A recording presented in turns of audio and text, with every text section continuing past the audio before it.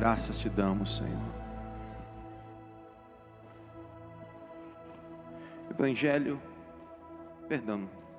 Carta de Paulo aos Romanos, capítulo de número 12.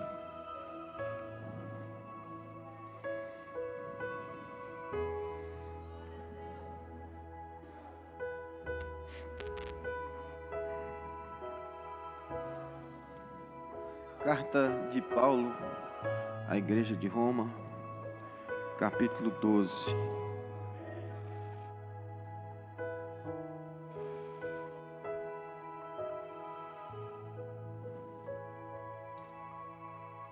A Ele seja a glória, a Ele seja o louvor.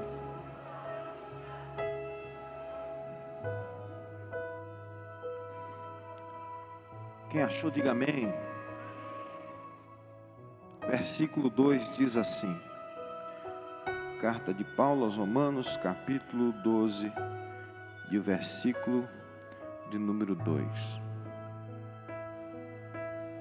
E não vos conformeis com esse mundo, mas transformai-vos pela renovação do vosso entendimento, para que experimenteis qual seja a boa, agradável e perfeita vontade de Deus. E não vos conformeis com este mundo, mas transformai-vos pela renovação do vosso entendimento, para que experimenteis qual seja a boa, agradável e perfeita vontade de Deus. Feche os teus olhos, recline a tua fronte. Oramos ao Senhor. Pai eterno, Pai das luzes, onde não existe sombra de variação. A Ti seja toda a honra, glória, louvor para todos sempre. Senhor, é Tu que nos conheces, Senhor. Tu conheces o nosso deitar, o nosso levantar, o nosso entrar, o nosso sair.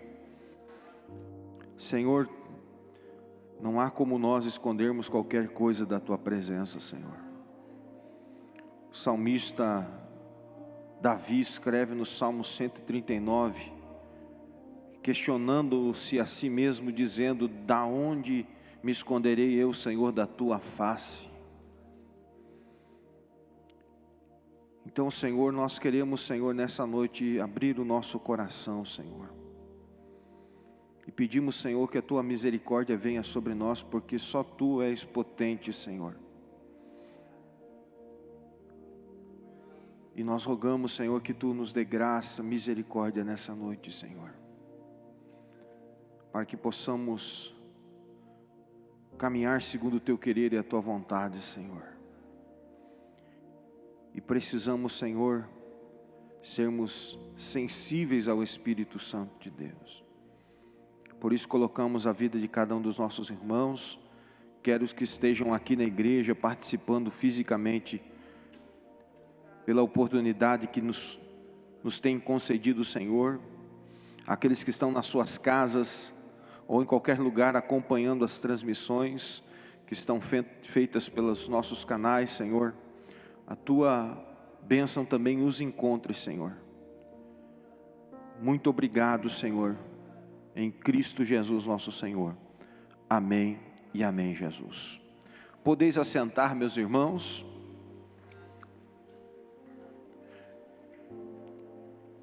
Gostaria de compartilhar nessa noite um tema bem propício para um tempo que nós estamos vivendo, não só a questão da pandemia, mas um tempo do contexto social geral no qual nós estamos enxertados. Talvez esse seja um dos tempos muito difíceis para a igreja, pois afinal nós precisamos reafirmar os nossos princípios, valores, aos quais nós temos aprendido desde pequenos em nossas casas paternas. Afinal, meus irmãos, independentemente da religião, nós precisamos ter uma ideia que tudo que rege o nosso viver social, ele está baseado nas Escrituras Sagradas, independentemente da religião a qual a pessoa esteja inserida. A cultura na qual nós pertencemos é uma cultura que ela foi forjada em cima de alguns pilares, e dentre estes pilares é a fé cristã. As leis civis que nos regem, elas têm por pano de fundo leis bíblicas. Mas há uma desconstrução desses princípios e desses valores, em que não mais a lei importa e não mais uma constituição de um povo importe. E é aí, irmãos, que nós devemos revelar quem nós somos. Porque não é a letra que diz quem nós somos, mas é aquilo que está enxertado no nosso coração é que diz o que nós somos. Talvez essa seja uma das mais equivocadas interpretações de um texto bíblico que diz que a letra mata, mas o Espírito vivifica. Porque é justamente isso, não é a letra que diz quem você é, mas é o Espírito que está dentro de você que diz quem você é. Por isso que quando nós vemos, irmãos, todos os princípios dos quais nós fomos forjados como sociedade, como família, como estrutura social, eles vêm sendo dilapidados dia após dia, e parece que há uma naturalidade em aceitar estas coisas. Há uma naturalidade de aceitar isto, e muitas vezes se nós não nos apercebemos, até mesmo dentro das instituições que nos são sagradas, como igreja, como casamento, como família, como escola, afinal são elas que forjam o indivíduo para o viver social. Por isso que nós vemos tantas coisas deturpadas hoje, e a pergunta é, nós vamos plenamente aceitar isso e nos conformarmos como se isto é natural, e é um avançar social, ou nós como cristãos vamos dizer, não são esses os nossos princípios, não são esses os nossos valores, não são esses as marcas que forjaram a nossa fé.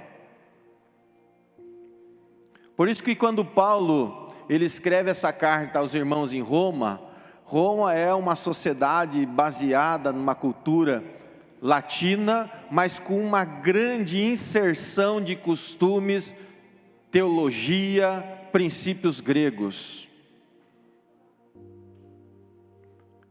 E é o que nós podemos chamar da helenização do mundo ocidental. A cultura grega é ruim? Não, irmãos, a filosofia grega nos fez a democracia.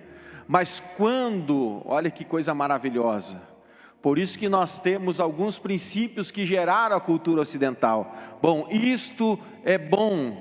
Por isso que Paulo vai e diz assim, todas as coisas me são lícitas, mas nem todas me convêm, e por nenhuma delas eu sou dominado. Tipo, eu sei quem eu sou, eu sei qual é a minha identidade, eu sei de que povo eu faço parte, e eu sei quem me influencia e quem direciona a minha vida. Eu sei quem me forjou. Por isso que os nossos pilares, apesar de terem alguns pés dentro da filosofia grega, apesar de terem alguns pés dentro do direito romano, a nossa fé é em Cristo Jesus. Por isso que o apóstolo Paulo, quando escreve a esses irmãos que estão em Roma, é como se dissesse assim para eles: olha, você tenha cuidado, você preste bastante atenção, vocês podem estar enxertados em meio a um mundo que não tem as nossas características, que não tem os nossos princípios, que não tem os nossos valores, por isso você não pode se conformar com isso. Você não pode ser levado por essas ondas. Por isso, irmãos, há uma grande pergunta na cristandade dos nossos dias: quem somos nós? Influenciados ou influenciadores? Nós somos aqueles que levam uma mensagem de transformação, ou nós somos transformados por uma mensagem? E é nesse instante que nós, como filhos e filhas de Deus, nós revelamos que verdadeiramente somos discípulos de Jesus. E o que é um discípulo de Jesus? A bem da verdade, o que é ser um discípulo? Um discípulo é uma pessoa que deixa-se ser moldado por um mestre, que deixa ser instruído por um mestre, que deixa ser capacitado por um mestre, que deixa-se ser levado a receber características inerentes, intrínsecas, ou seja, que são de dentro do seu mestre e enxertados em nós. Por isso, irmãos, a importância de sermos discipulados. Sermos discipulados é literalmente nós deixarmos sermos instruídos para aprender algo. Como vou fazer algo se eu não sei como fazer? Como eu vou realizar algo se eu não tenho a capacitação necessária para realizar este algo?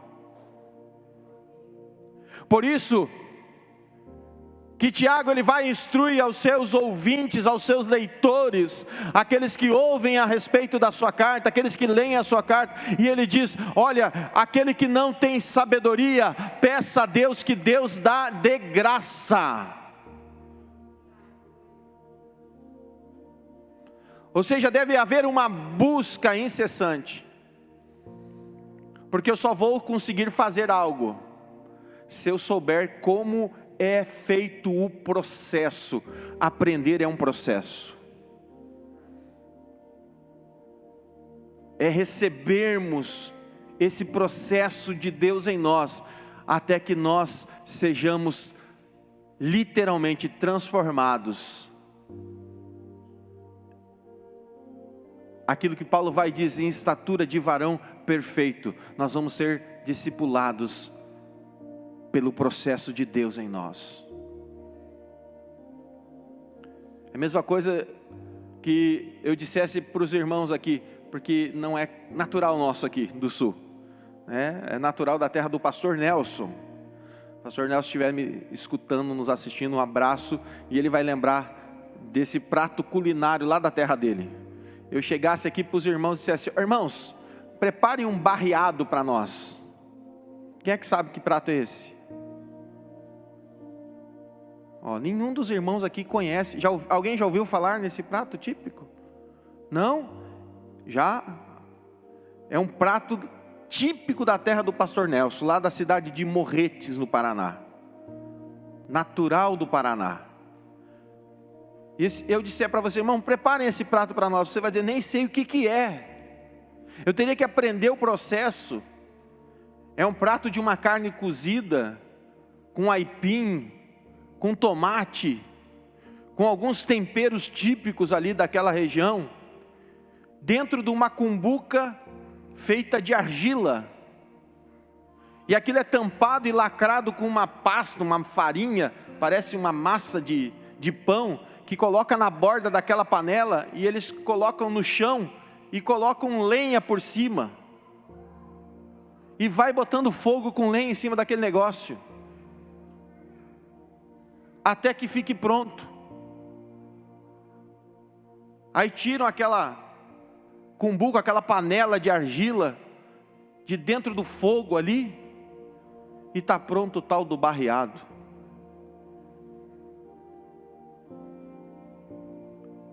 Agora, se eu não souber o processo de como fazer esse negócio, eu jamais vou fazer. O que eu quero dizer com isso, irmãos?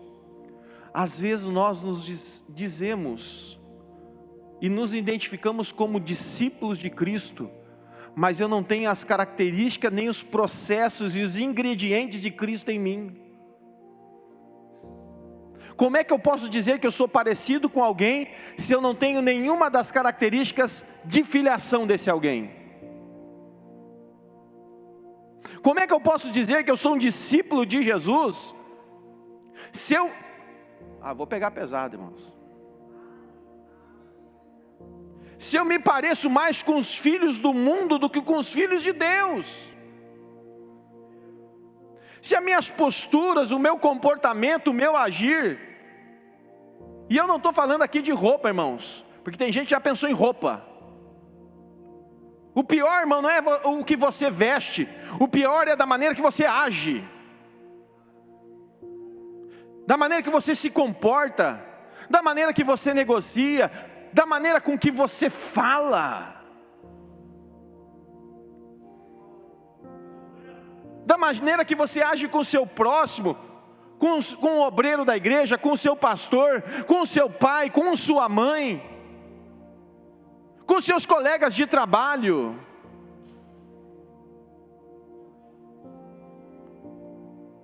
É a nossa maneira de agir, de nos portar, de falar, que nos identificam como discípulos verdadeiros de Cristo. Para você ter uma ideia, irmãos, Pedro não estava na melhor fase da sua vida com Jesus. No dia que Cristo foi preso,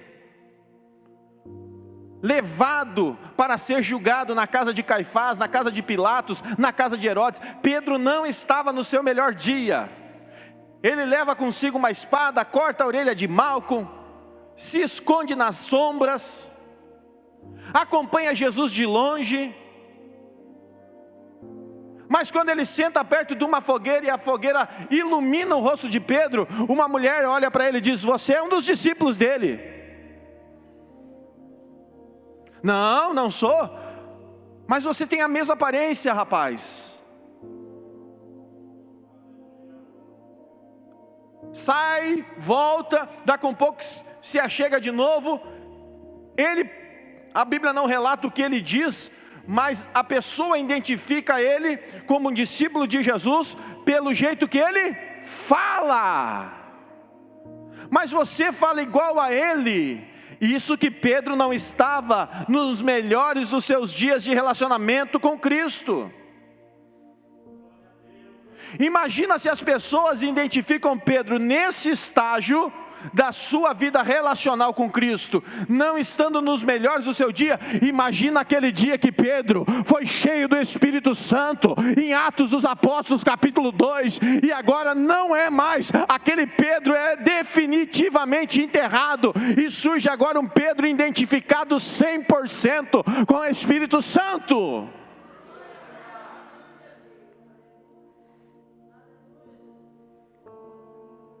Algumas coisas interessantes no texto de Paulo. Presbítero Elias formando discípulos aqui, Presbítero Elias. E eu quero que você abra a sua Bíblia na carta de Paulo aos Coríntios. Dá para colocar aqui no telão? Dudu, por favor. Primeira carta de Paulo aos Coríntios, capítulo 14, versículo 33. Irmãos, não tem como você confundir discípulo de Jesus. Fala uma coisa para o irmão perto de você aí, a 2 poltronas, e diz assim: irmão, ou você é, ou você não é. Não, é sério, irmãos. Posso abrir meu coração aqui, irmãos? Posso ou não posso? Irmão, eu estou cansado desses crentes meia boca, irmãos. Me perdoa a franqueza aqui, irmãos. Ou nós somos crente ou nós não somos, irmãos.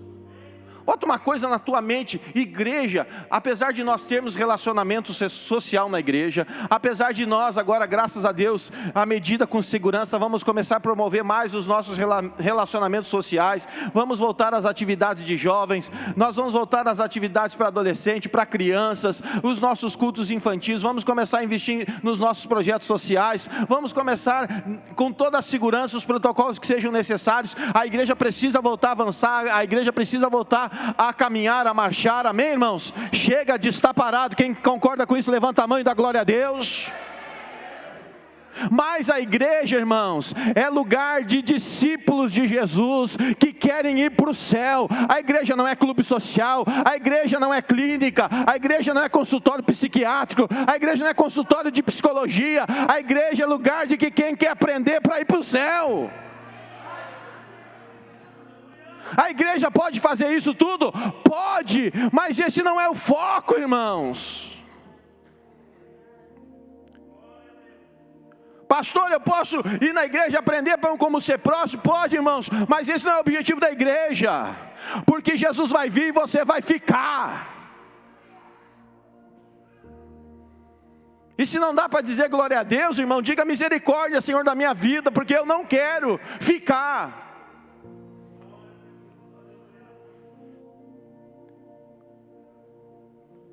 Teve uma irmã que veio conversar comigo essa semana e ela me impactou, irmãos.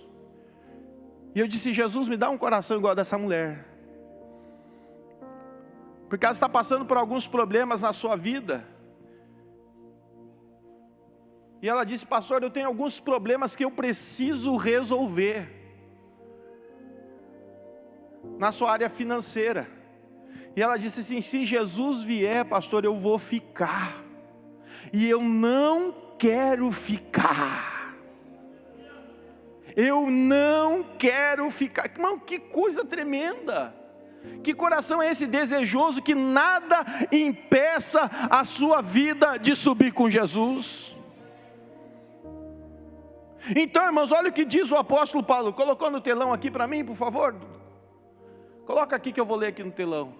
Porque Deus não é Deus de confusão, senão de paz, como em todas as igrejas dos santos.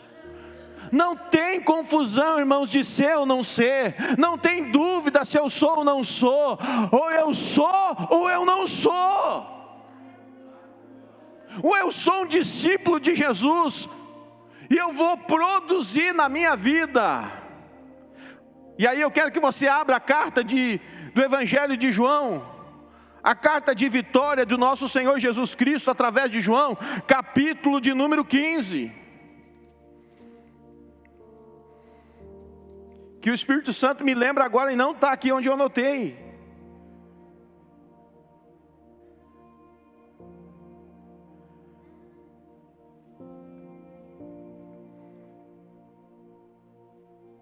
Versículo 8, Dudu, por favor. João 15, o verso 8, coloca no telão aí para nós. Olha o que está escrito aqui, meus irmãos. E nisto é glorificado meu Pai, que deis muito fruto. O que diz ali depois, irmãos? E assim sereis meus discípulos. Olha o dedinho aqui, irmão. Sem fruto não é discípulo.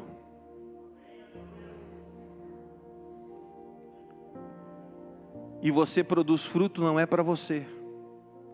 Você produz fruto para os outros comer. A pergunta é: quantos estão comendo do teu fruto? Quem é que está se alimentando da árvore que você é? A Bíblia diz que nós somos árvores de justiça, plantação do Senhor. Ei, irmão, quem te plantou não foi o homem. Quem cuidou da tua raiz não foi homem algum. Quem te adubou no tempo que você estava ruim, que você estava seco, que você estava morrendo, quem foi lá e podou os galhos que estavam morrendo, não foi homem algum, foi o Senhor. E a Bíblia diz que o Senhor zela por aqueles que Ele ama, Ele cuida, aleluias, Ele é o jardineiro fiel, aleluias, Ele é ali aquele que cuidou daquela figueira, dizendo: não, dá mais um ano, deixa que eu vou limpar o pé dela, deixa que eu vou colocar um pouco mais de adubo no pé dela, deixa eu cuidar dela mais um ano. E Senhor, então se ela não der fruto, ei, meu irmão, eu não sei que estágio você está, mas eu sei de uma coisa: o Senhor está cuidando de você. O Senhor está cuidando de você, que é árvore do Senhor, plantação do Senhor.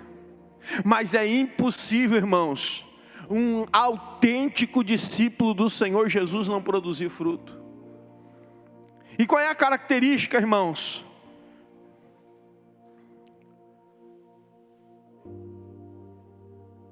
É que nós, primeiramente, nascemos de novo.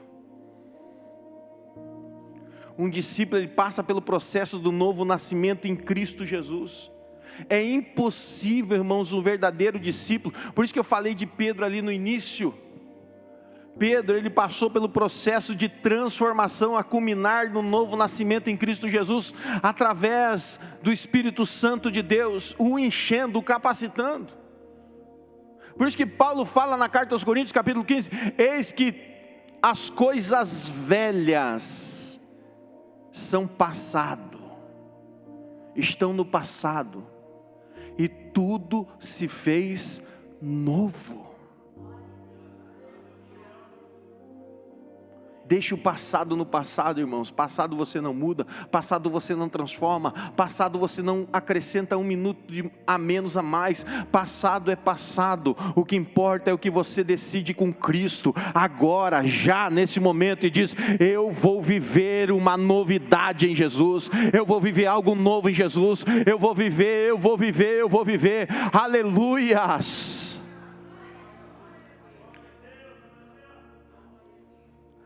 Às vezes nós estamos como uma árvore cortada, irmãos, e parece que ela está sem vida, parece que...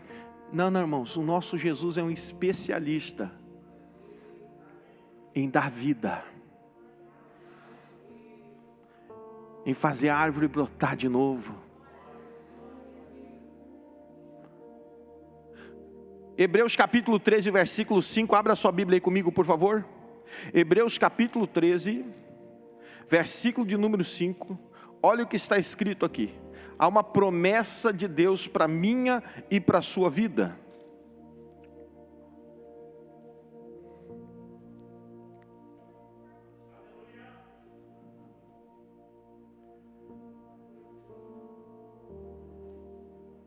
Sejam os vossos costumes sem avareza, sem contender-vos com o que tendes, contentai-vos com o que vós tendes, porque ele disse: não te deixarei, e não te desamparará o Senhor. Deixa eu ver como é que está a tradução aqui. Sejam os vossos costumes sem avareza, contentando-vos com o que tendes, porque ele disse: não te deixarei e nem te desampararei. Há uma promessa do Senhor estar com você, cuidar de você, zelar por você.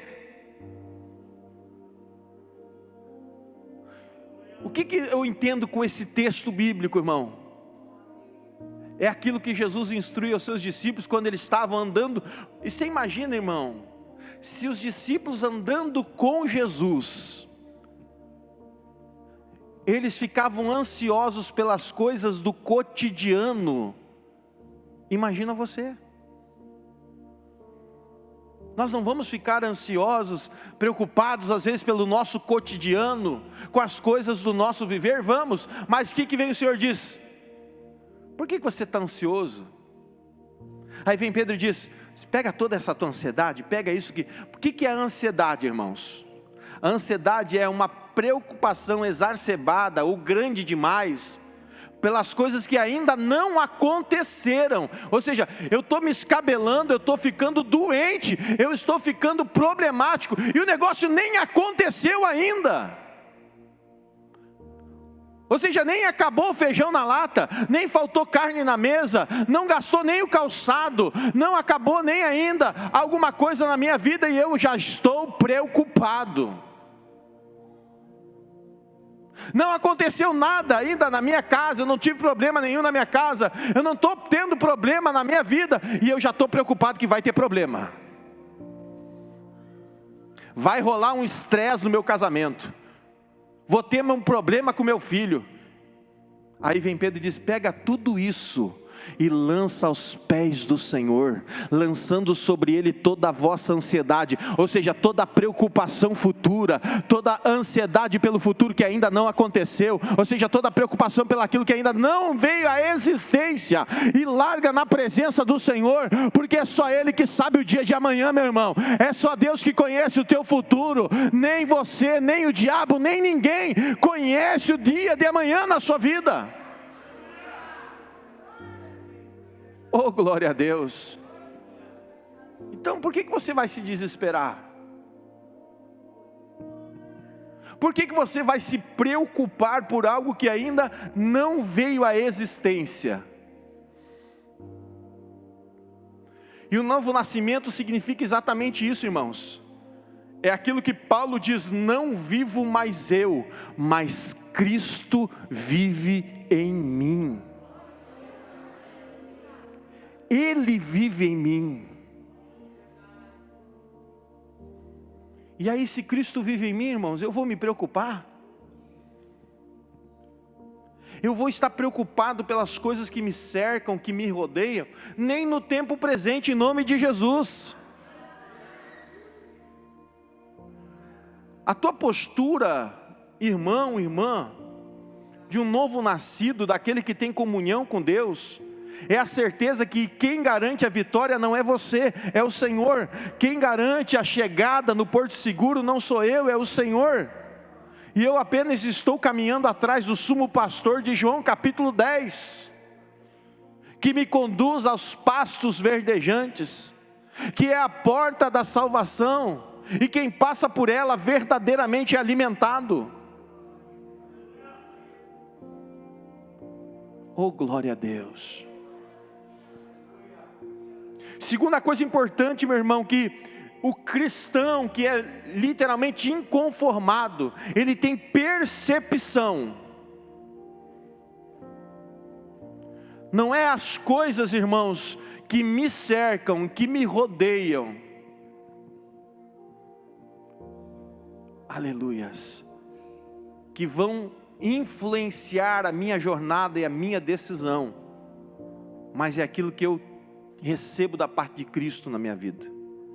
Eu quero que você abra a sua Bíblia comigo, por favor, na carta de Paulo aos Coríntios, capítulo 2. Carta de Paulo aos Coríntios, capítulo de número 2. Paulo vai instruir aqui os irmãos agora na cidade de Corinto. A cidade de Corinto era uma cidade extremamente mercantilista.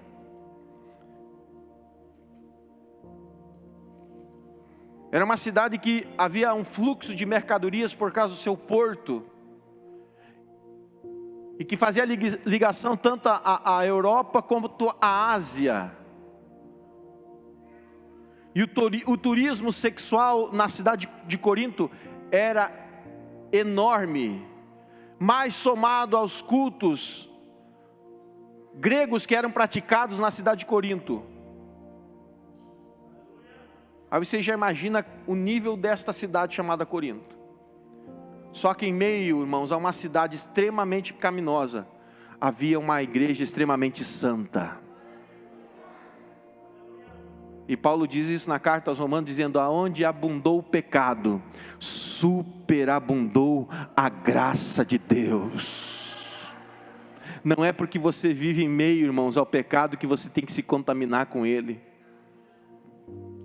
Não é porque você vive em meio a uma sociedade que por vezes é profana, você tem que ser profano. Pelo contrário, irmãos, é aí que a luz deve brilhar em meio às trevas. É aí que o discípulo de Cristo faz a diferença. Aleluia. Em nenhum momento, irmãos, Jesus disse assim: Pai, arranca os meus discípulos do meio desse mundo pecaminoso. Pai, arranca os meus discípulos do meio dessa perversa sociedade. Não, ele disse: Pai, não rogo para que os tire do mundo, mas para que os livre do maligno. Sabe por quê? Por que você ainda está aqui, irmão? Por que eu ainda estou aqui? Por que Jesus ainda não arrebatou a sua igreja? Porque ainda Deus está esperando que eu e você façamos a diferença em meio a uma sociedade perversa, e seja luz em meio às trevas. Então, pelo amor de Deus, irmão, não deixe a sua luz apagar. Não se deixe contaminar por esse mundo, mas contamine o mundo com a luz de Cristo. Quem está entendendo, diga amém. Segunda carta de Paulo aos Coríntios, capítulo 14,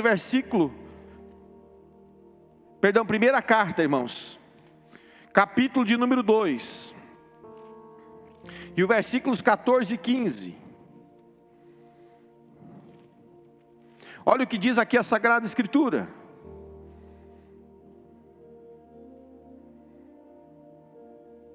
Ora, o homem natural não compreende as coisas do Espírito, porque lhe parecem loucura, e não pode entendê-las, porque elas se discernem espiritualmente.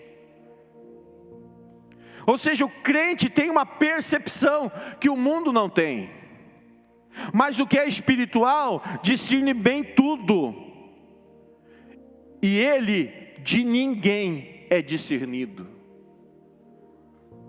O mundo não consegue te entender, meu irmão. O mundo não consegue entender o que Cristo fez por eles, mas você pode iluminar. Por isso que a Bíblia diz que nós somos luz para iluminar este mundo. Vós sois a luz do mundo. Então o crente, ele tem que ser perceptível. Você entendeu aqui que a Bíblia está dizendo para você? O que não é espiritual não consegue discernir as coisas espirituais, mas quem é espiritual discerne o que é espiritual. Olha aqui, irmão, olha o que Paulo está nos ensinando. Ele está dizendo que você, que é discípulo de Jesus, você tem a capacidade, através do Espírito Santo, de discernir o que é espiritual e o que não é espiritual. Enquanto que o mundano, ele não consegue discernir o que é espiritual, ele consegue discernir aquilo que é apenas do mundo. Você que é crente, você consegue discernir o que é espiritual e o que não é espiritual. Por isso que Paulo vai e diz: olha, todas as coisas me são lícitas, mas nem todas me convêm. Eu sei o que eu posso participar, o que eu não posso participar. Eu sei do que eu posso estar no meio e o que eu não posso estar no meio. Eu sei do que eu posso guardar no meu coração e eu sei do que posso jogar fora do meu coração. Porque eu sou espiritual. Quem está entendendo, diga amém. Ah, crente, você tem que ter essa capacidade de dizer: isso aqui não serve para mim. Isso aqui não serve para minha casa. Isso não serve para o meu esposo. Isso não serve para minha esposa. Isso aqui não serve para os meus filhos. Isso não serve para as minhas filhas. Esse conteúdo da internet não presta para minha casa. Esse conteúdo da internet não presta para os meus filhos. E se não presta para os meus filhos, não presta para mim, não presta para toda a minha casa. Isso não tem lugar dentro da minha casa. Aleluias, porque dentro da minha casa só é aquilo que é espiritual e aquilo que é discernido por mim como conveniente, aquilo que é bom para dentro da minha casa. A sua casa, irmãos, ela tem que ter um filtro chamado Palavra de Deus. Por que muitas vezes a casa passa luta, adversidade, problemas, angústias? Porque não está usando o filtro. É que nem quem trabalha no sol todo dia, irmãos. Às vezes eu passo ali, vou levar o Samuel, a Lohana para a escola, e às vezes eu vejo o pessoal que trabalha na prefeitura, ou prestando serviço para a prefeitura, naquele sol de rachar. Eu e a minha esposa às vezes comentamos, né? Por que eles não colocam esse pessoal para trabalhar de noite? Será que é só por causa da encrenca de não querer pagar um adicional noturno para os pobres dos trabalhadores? Passa um dia torrando no sol. Precisa pelo menos dar um filtro solar para essa gente, para que eles possam passar um filtro solar na sua pele, para não desenvolver um câncer de pele, para não desenvolver uma doença, um câncer, uma metástase, um carcinoma. Quando você não tem um filtro para a sua casa. Por que eu usei essa analogia? Essa ilustração? Porque quando você não tem um filtro na sua vida espiritual, meu irmão, chamado a palavra de Deus, vai entrando tudo que é raio V do diabo na sua vida, e você não percebe, porque quem está no sol não percebe. Irmãos, eu vou dar um exemplo meu. Eu era criança, de uns 3 a 4 anos de idade. Eu me lembro, tem algumas coisas na nossa memória, mesmo que seja na tenra idade, que se marca, elas ficam gravadas. E eu agora falei em filtro solar, falei em sol, e eu me lembro que era criança, nós morávamos na cidade de Paranaguá, que é uma cidade portuária parecida com Rio Grande. E a minha mãe, irmã Vanir, e tinha uma irmã chamada Baiana, e ela tinha os filhos, a mãe tinha os seus filhos, e elas pegavam e levávamos nós à beira da praia, para pegar peixe às vezes com os pescadores. Caranguejo, lá tinha muito caranguejo, siri, caranguejo que dá no mangue, siri é do mar. E aí eu disse para a mãe: mãe, deixa eu brincar. E a mãe disse assim: não tem aqui protetor solar. E eu insisti, sabe criança chata, né, irmãos? Né? Por isso que às vezes o fruto não cai longe do pé, irmãos. Né? Quem entendeu, diga amém. E a mãe disse: então vai, depois não chora. Passou aqueles, né, coisa boa, irmão, bater pé na água, brincar na água, papá. Quando chega em casa de tarde, irmão, eu estava torrado do sol. E eu começava: ai mãe, que dor grande, que grande dor, mãe. Nem sabia que dor tinha tamanho, né, irmãos? Mas eu dizia: ai, que dor grande. Por quê? Porque na hora, irmãos, parece que não vai dar nada. Na hora, irmãos, parece que não vai haver consequências. Pega bem essa ilustração, viu, irmão? Na hora parece que não vai ter problema algum na nossa vida. Eu não passei o filtro da palavra de Deus na minha vida, e o diabo está mandando ver na minha vida, ó. Eu estou pegando todo o potencial do diabo na minha vida, porque eu não tenho o escudo da fé na minha vida, e não está me protegendo, está passando tudo, irmão, e eu acho que não vai dar nada. Só que lá na frente eu começo a gemedeira: ai, por que eu não vigiei?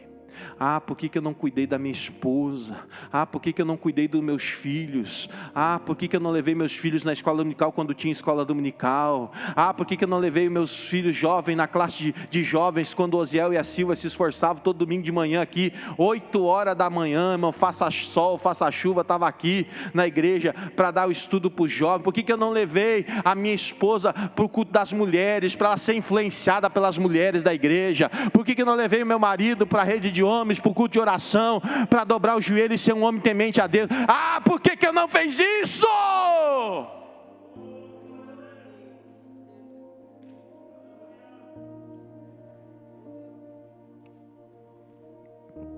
Irmão, aqui não tem peão da casa própria. Quer ter uma vida de vitória, irmãos? Ela sempre vai começar aqui, irmãos. Não tem outro segredo. É só através da palavra poderosa de Deus que corações são transformados. É só através da palavra de Deus que coração de filho é convertido ao Pai e do Pai ao Filho. É só quando é enxertado dentro dos nossos corações. Quem está alegre com Jesus, diga amém. Sabe qual é a outra característica de uma vida inconformada? É uma vida pura. Não tem como ser discípulo de Jesus se eu não sou puro, irmãos. Se eu não tenho essas características em minha vida. Abra sua Bíblia em Isaías, livro do profeta Isaías, capítulo 59. Sabe por que muitas vezes a oração não é respondida? Sabe por que muitas vezes as nossas súplicas não são ouvidas? Porque é uma barreira. Há uma barreira entre nós e Deus. E Deus não tem poder para ultrapassar essa barreira? Ele tem, irmãos, mas a sua justiça impede. Colocou no telão aí para nós, filho? Isaías 59, 2. Olha o que está escrito. Por favor. Mas são as vossas iniquidades que fazem separação entre vós e o vosso Deus. E os vossos pecados encobrem o seu rosto de vós, para que não os ouça. Irmão, tem pecado? Não adianta nem orar. Tem pecado, Deus não vai ouvir a sua oração. A única oração que Deus ouve de um sujeito que está em pecado.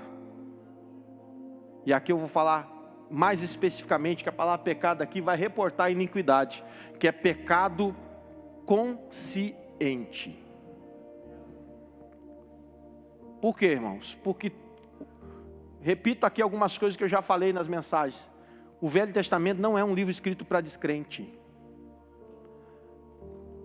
O Velho Testamento é um livro escrito para crente. Para gente que se diz discípulo de Deus, filho de Deus.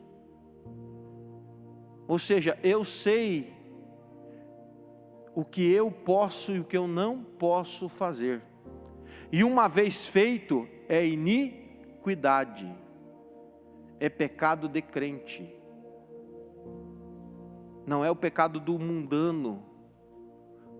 Por isso que a palavra de Deus diz que, para aqueles que são conscientes, há uma citação de Jesus dizendo que vai haver como se fosse uma amenização das iniquidades de Sodoma e Gomorra. Ó, irmãos, e não era pouco.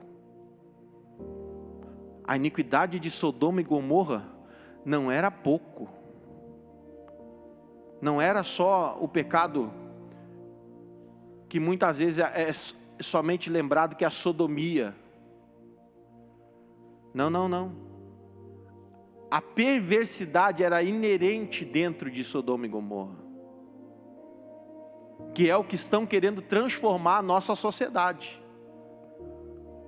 Irmão, se você não está ligado no que está acontecendo no mundo, e aí esse é o nosso problema. Um pastor comentou isso comigo, agora o Espírito Santo me lembra. Quem já viu um vídeo no YouTube chamado Corpus Christi, que é de um navio? Alguém já viu esse vídeo? Não? Sério, irmão? Pelo amor de Deus. Dudu, vê se tu acha aí no YouTube um videozinho, ele é curto. Não está nem na minha programação aqui, irmão. Chamado Corpus Christi, que é um navio. Os passageiros, um capitão do navio.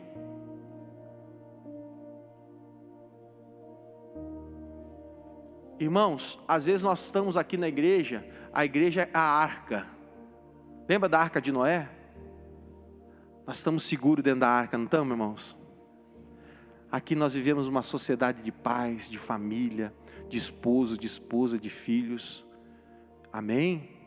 Aqui dentro dessa arca nós estamos seguros. Estamos ou não estamos, irmãos? Aqui não tem uma mensagem para você cuidar bem da sua vida espiritual. O pastor não está dando uma mensagem de exortação nessa noite para você cuidar e você ser imitador de Cristo, de você não se conformar com esse mundo. Só que tem gente às vezes está gritando ali do lado de fora, irmão. Nós estamos aqui dentro da bolha segura. E às vezes nós não estamos enxergando que o mundo está morrendo na maldade. Como diria, do Satanás, irmãos. E nós estamos, às vezes, inaperceptíveis com relação a isso.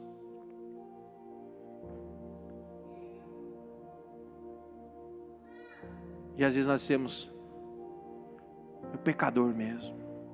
Mas, irmãos, a porta da arca ainda não foi lacrada, irmãos. Nós ainda estamos vivendo o período que Noé, durante 120 anos, disse: entra por favor pela porta, porque a porta ainda não fechou. Irmão, por favor, não feche a porta antes da hora. Ainda tem gente precisando ser salva, ainda tem gente clamando. Antes que a água, irmãos, já comece a bater na porta, e ela está quase ali, meu irmão, mas ainda dá tempo de salvar mais um. E você pode ser esse agente de Deus de salvação. Você pode ser esse agente de Deus para salvar as vidas e corações. Então qual é, irmãos, a última característica para mim encerrar? É a disposição, um autêntico inconformado, e a inconformização é uma característica inerte do discípulo de Jesus, eu estar disponível, disposto a obedecer à vontade de Deus. E qual é a vontade de Deus, irmãos? Que é boa, que é agradável e que é perfeita. Está relacionado no próprio texto do apóstolo Paulo. Que você apresente o teu corpo como um sacrifício vivo, santo e agradável a Deus. Um discípulo está disposto a obedecer. E sabe qual é a maior característica dos nossos dias? É a desobediência. Porque cada dia, irmãos, está sendo fomentada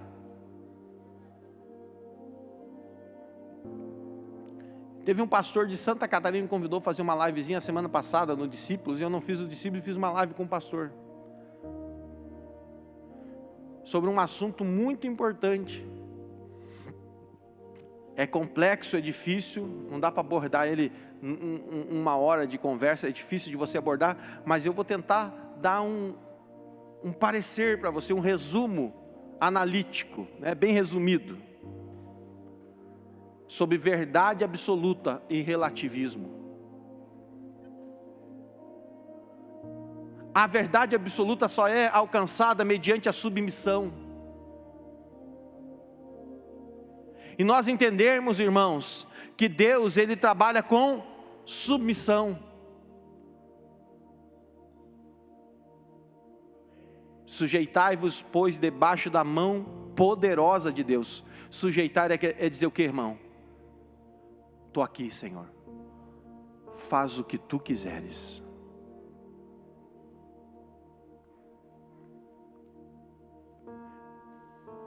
Isso é fácil de nós fazermos para um Deus que nós não vemos. E automaticamente, às vezes inconscientemente, não obedecemos. Agora eu quero ver você, mulher, fazer isso para o teu marido. Pegou, pastor. Eu quero ver você fazer isso para o teu patrão. Eu quero ver você fazer isso, irmãos, você para o seu professor. No quartel é fácil, né, Lucas? Lá não tem essa opção, né? Apesar que hoje em dia está muito mais fácil do tempo que eu servia lá. Porque lá dava um berro no ouvido da gente, irmãos, que o índio tremia, irmãos. Né, Sandro? O tempo que a gente serviu era outra história.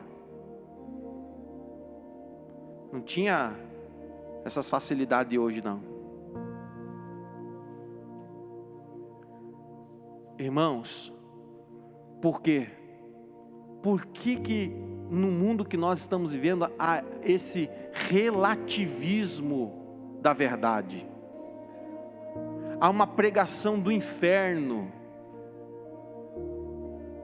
Desde do final da Segunda Guerra Mundial, em 1945, já havia alguns pensadores infernais, relativizando e querendo excluir a verdade das Sagradas Escrituras, dizendo que cada um pode fazer a sua própria verdade. Cada um pode escolher o que é moral para si. Ou seja, a minha moral não precisa ser a mesma moral da diaconisa Juraci. A minha moral não precisa ser a mesma da irmã Rosângela. Eu faço a minha moral. Eu constituo a minha própria moral e os meus princípios.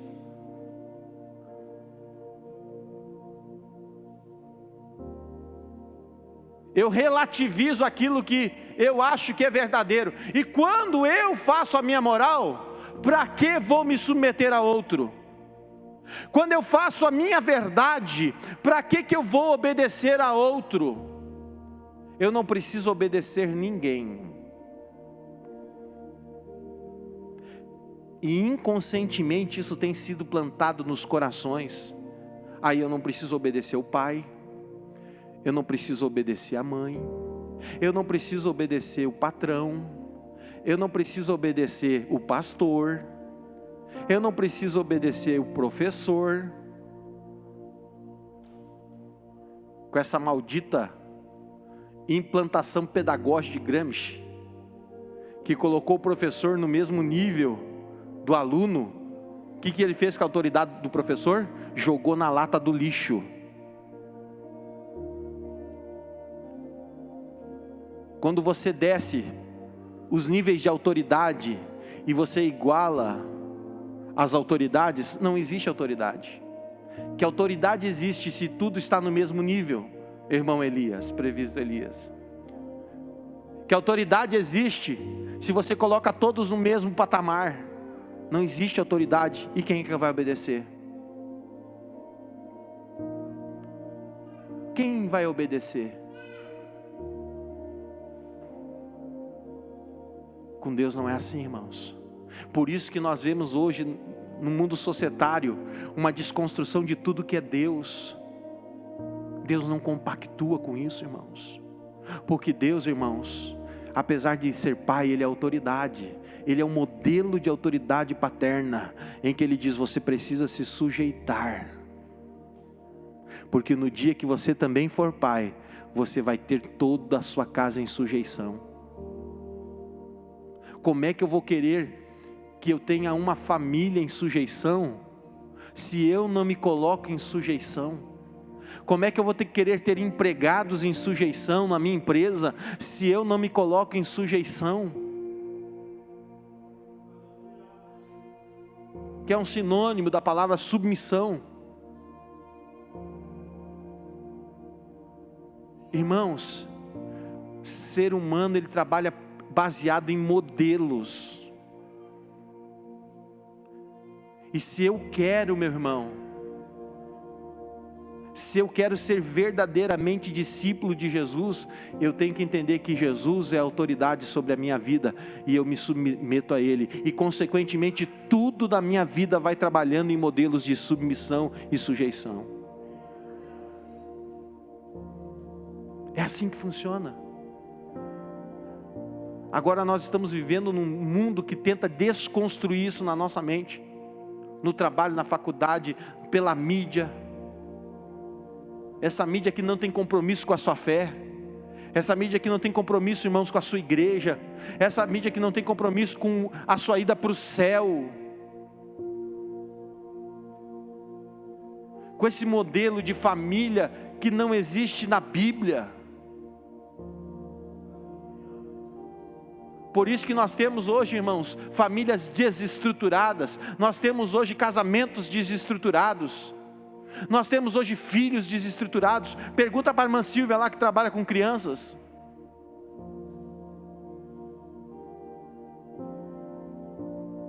Pergunta para as nossas irmãs aqui que são assistentes sociais, que vão lá nos buracos fazer laudos periciais para a justiça, por causa de famílias desestruturadas. Pergunte para elas como é que as famílias hoje aí fora.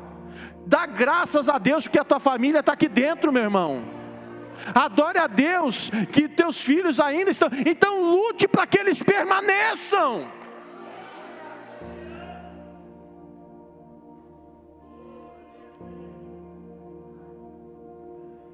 Meu Jesus amado, eu vou lutar, irmãos.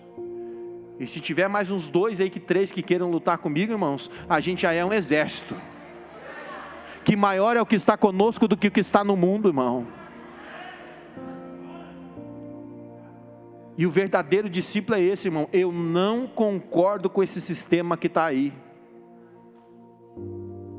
E eu vou pedir que o Senhor me dê graça, que o Senhor me dê sabedoria para combater estas coisas, irmãos.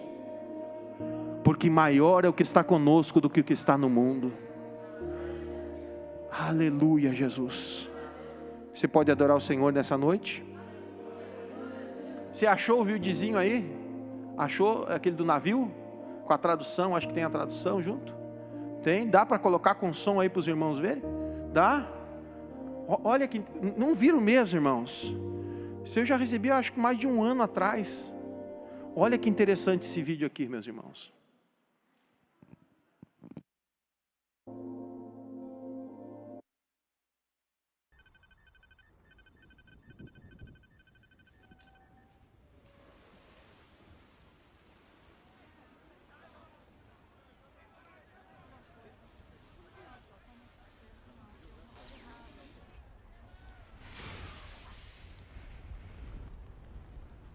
Eu vou entrar!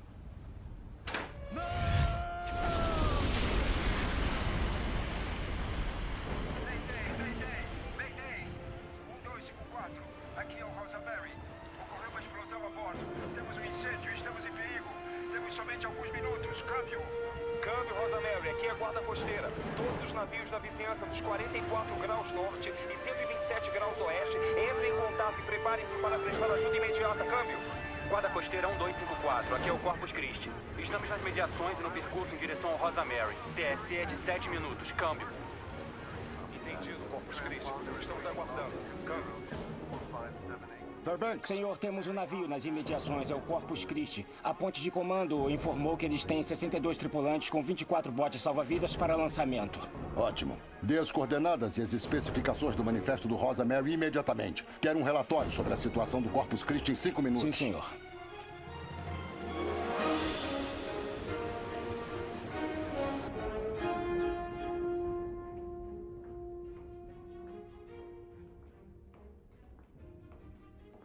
Marinheiro Macmillan?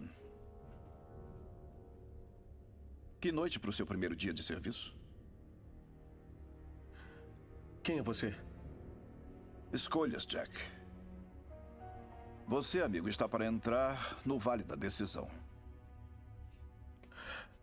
Desculpe-me, senhor, eu tenho... Deixa eu perguntar uma coisa. O que vem primeiro? As dependências de um navio? Ou seu propósito como um todo? Eu creio que o propósito desse navio é bem claro, senhor. Exatamente. Nosso propósito deveria ser bem claro. Jack, estamos entrando em território perigoso. Não há como negar. No entanto, dentro deste navio é um lugar confortável para ficarmos. E aí está a sua escolha. Você irá? Ou também se contentará em simplesmente estudar sobre ir? Senhor, eu tenho que ir. É que eu tenho que servir. E a festa está começando. Jack, a festa já está quase terminando.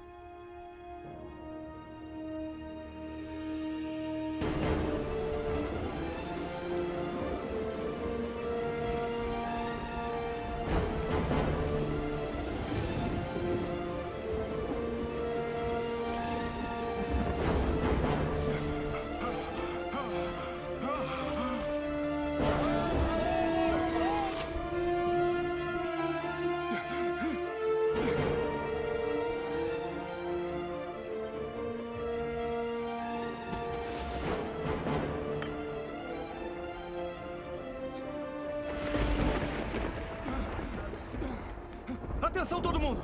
Atenção! O capitão mandou que todos se apresentem imediatamente ao oficial Burlow no segundo andar do convés para uma missão de resgate urgente. O oficial Burlow preparou os botes salva-vidas. Vamos lançá-los. Me sigam todos! Uma operação resgate? Stanley, este homem está pingando no meu chão. Meu bom amigo oficial Brock, deixe-me assegurá-lo de uma coisa. Não haverá nenhuma operação resgate. Mas, senhor, Pense. que eu... Conhece alguém que submeteria seu navio a este tipo de clima? Só aqueles que desejam continuar despercebidos. Então, se algum grupo de traficantes se meteu em confusão, eu vou ser o último a arriscar minha vida para salvá-los. Eles que se lixem.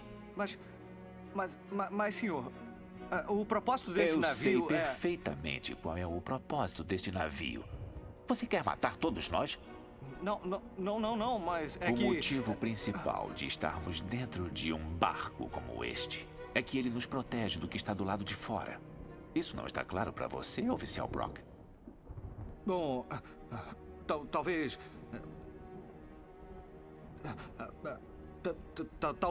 Talvez não esteja, senhor. Desculpe, senhor.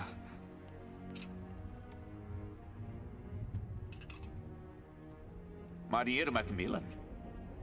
É você que vejo juntar-se aos sábios?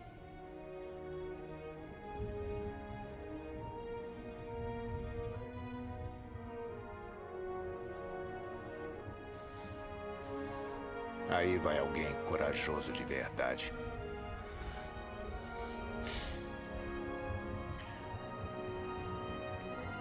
Todos, pontualmente na igreja às 21h45.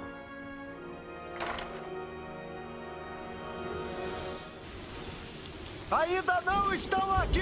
Simplesmente deixa o cabo balançando! Ele tem que chegar até embaixo! Assim? Não, eles têm que soltá-lo do barco assim que encostar na água! Tá legal, mas cadê todo mundo? Eu não sei onde estão!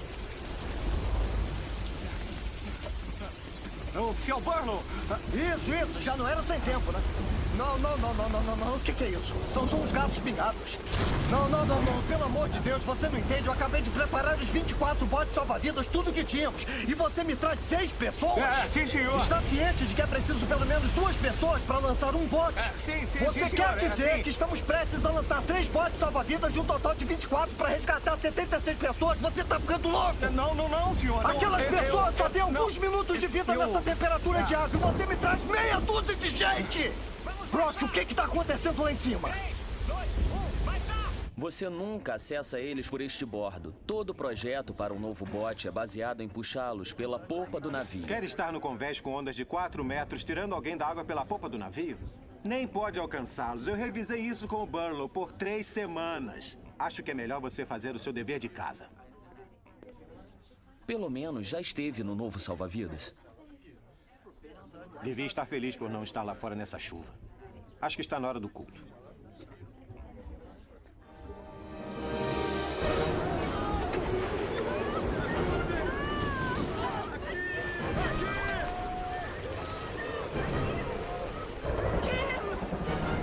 Cadê você?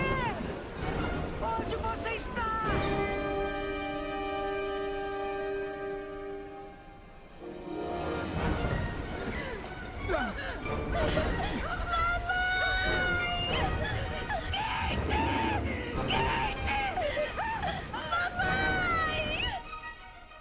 Sim, o senhor está certo. Rosa Mary estava em curso vindo de Vancouver e entregou um manifesto com uma tripulação de 12 pessoas e 64 passageiros. Pode, por favor, me informar o status da operação? 3 botes salva-vidas foram baixados. Estão operacionais. Câmbio. Senhor, aqui fala o capitão da guarda costeira James Meyer. Você e sua tripulação estão sob ordens para disponibilizar toda a tripulação e botes salva-vidas imediatamente. Você entende a situação em que se encontra? São a única esperança.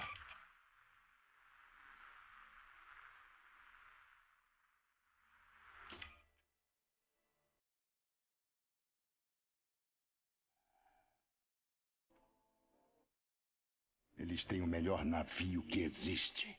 62 tripulantes, 24 salva-vidas. E lançam somente 3.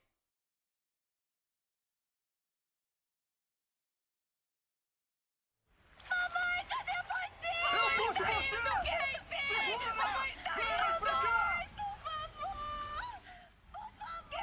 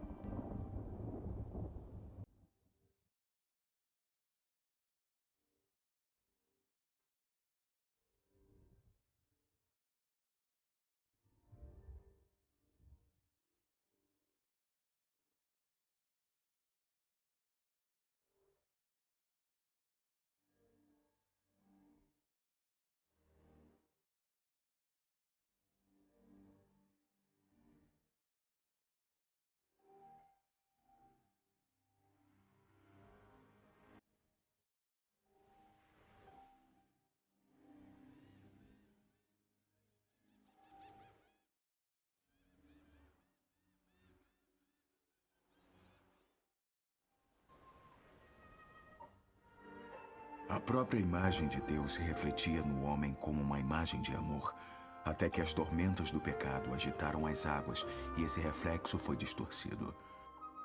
Porém, Deus não foi passado para trás. Ele investiu tudo o que tinha por todos quantos já viveram. Através das eras, homens e mulheres, investidos de paixão, viveram e morreram por pregar a palavra de Cristo e sua salvação a todas as tribos e nações. O amor de Deus na alma do homem é 100 vezes mais puro e nobre do que qualquer outro motivo que já o tenha impulsionado. Conhecer o amor de todos os amores é o segredo de todos os segredos. Meu amigo, eu estou aqui para dizer-lhe: a Igreja de Jesus Cristo não é um barco de prazeres, mas sim um bote salva-vidas para a salvação de almas. E precisamos de toda a ajuda a bordo.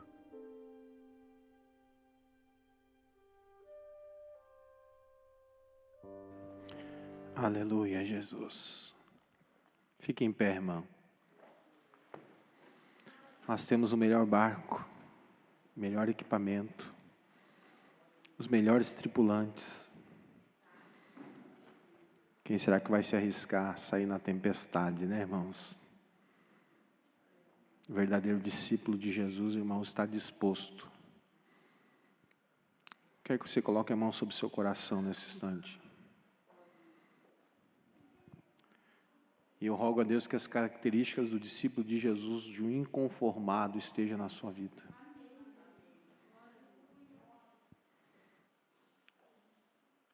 Para nós é confortável estar aqui dentro, irmãos.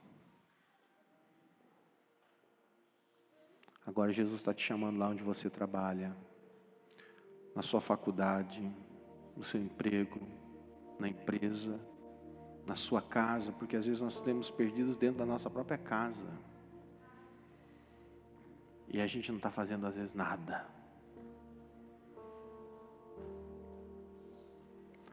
Senhor Jesus, nós te adoramos, Senhor, pela inspiração do Teu Espírito Santo, Senhor. Senhor, nos ajuda a sermos inconformados com essa situação, Senhor. Ainda dá tempo de salvar mais um, Senhor. Tu tem dado tanto, Senhor, à Tua igreja, e eu falo aqui, igreja, não o templo físico, Senhor. Que Tu tem nos dado muitas coisas para que nós possamos usar aqui nos nossos cultos, no trabalho, na dispensação do Evangelho. Mas, Senhor,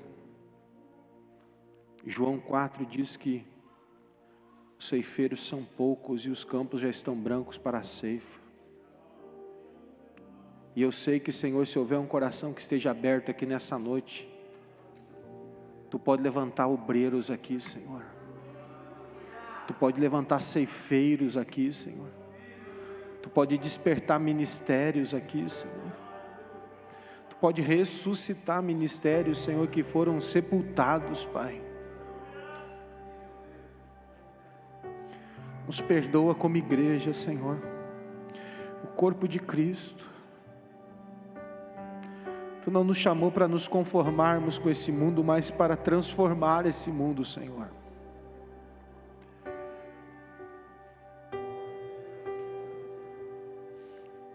Então, Senhor, dá coragem, Senhor, para que nós possamos sair desse barco e colocar o pé na tempestade, Senhor. Porque, Senhor, se nós tivermos a Tua presença, podemos andar sob a tempestade como Pedro andou, Senhor, e não afundou. Porque Tu estás conosco, Senhor, então nos dá coragem para sairmos, Senhor, pelos campos, pelos valados, pelas ruas, e anunciarmos, Senhor, que Tu és o Senhor e Salvador, Senhor. Nos ajuda a desenvolvermos as características que são parecidas contigo, Senhor, de submissão, de nova vida, de obediência à Tua vontade, Senhor. Desperta, Senhor. Desperta a Tua igreja, Senhor Jesus. Dá coragem à Tua igreja nesse tempo, Senhor. Dá ousadia, Senhor. Levanta profetas, Pai. Levanta evangelistas, levanta pastores, levanta missionários, Pai. Levanta mestres, Senhor, para ensinar, Senhor. Levanta, Senhor, meu Deus, agentes espirituais, Senhor. Levanta, Senhor, homens e mulheres com ousadia, com coragem, com os dons do Espírito Santo, com palavra de sabedoria, palavra de ciência, dons de curar, dons de milagres, operações de milagres, Senhor. Levanta, Senhor, nesse tempo, Senhor, onde houver um coração desejoso, Senhor, de receber de Ti capacitação, capacita ela, capacita ele, Senhor, e enche ele do Teu Espírito Santo, Senhor. E, Senhor, nessa noite, Senhor, nós agradecemos, Senhor, por esse tempo, Senhor, de exortação, Senhor, que é para a minha vida também, Senhor. E leva os Teus filhos em paz para as suas casas, Senhor, como em paz eles vieram, Senhor, à Tua casa, Senhor. E, Senhor, que essa palavra, Senhor, possa penetrar ao seu coração, Senhor, e ele possa ficar relembrando, Senhor, e Senhor, meditando nesta palavra, Senhor, na necessidade, Senhor, de dizer: eis-me aqui, Senhor, envia-me a mim, Senhor. E nós te agradecemos, Senhor, pela Tua igreja, Senhor Jesus.